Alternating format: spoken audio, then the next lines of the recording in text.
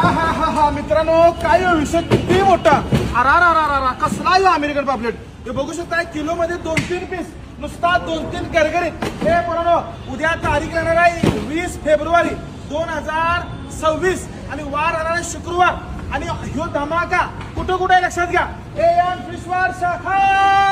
सातारा शाखा पाटण शाखा ईश्वरपूर आणि शाखा आष्टा मित्रांनो हे चारी शाखेला